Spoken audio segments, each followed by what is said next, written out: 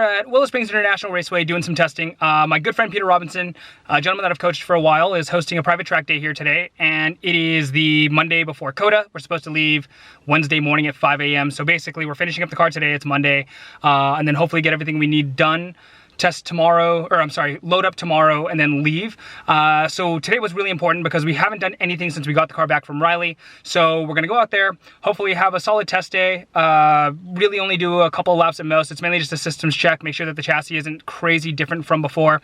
This track isn't the best to test for that, but we can test high speed stability here and some other things that we don't really test at the other tracks that COTA is going to have. So fingers crossed that everything goes well here, and hopefully we will get the result that we need.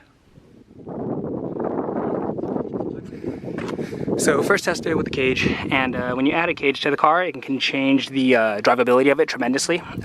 This is probably going to be less of an issue with the NSX because the car is so stiff from the factory. You know, it's kind of one of those things, the whole like Senna stiffness thing. So we're hoping that it's a lot better with the cage. It's pretty much in GTA spec right now, just a couple little panels, and we're good to go.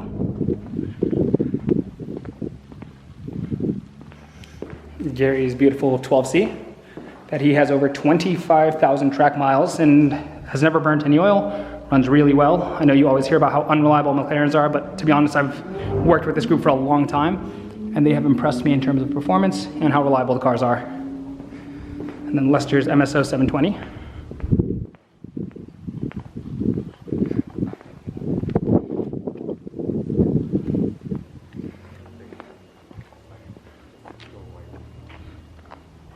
There aren't many cars that make the time attack cars I drive feel slow. This is one of them. This thing's insane.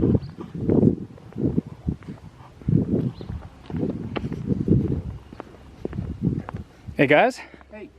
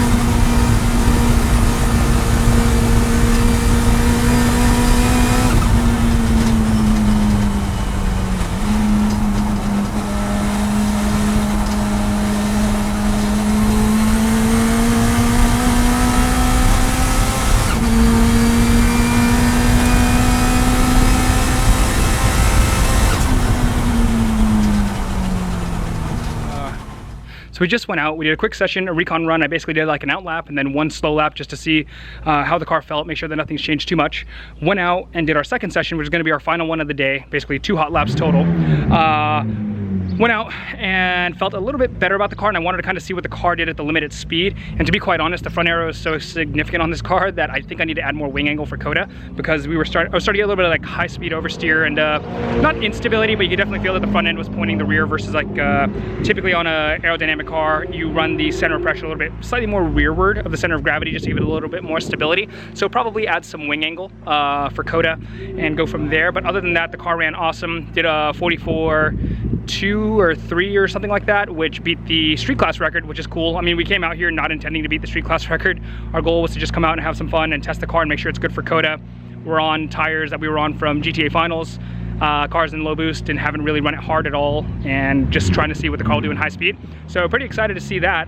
Hopefully GTA comes back to Willow Springs when we'll have a little more power. This is the first time the car's ever felt slow. Willow Springs, you basically are always accelerating from like 70, 80 miles per hour, and that's where this car kind of lags, especially because I was driving a 720S earlier, and that thing's a rocket ship in comparison. But overall, car feels good, and really glad of how it turned out, and now we just have the rush to pack before COTA.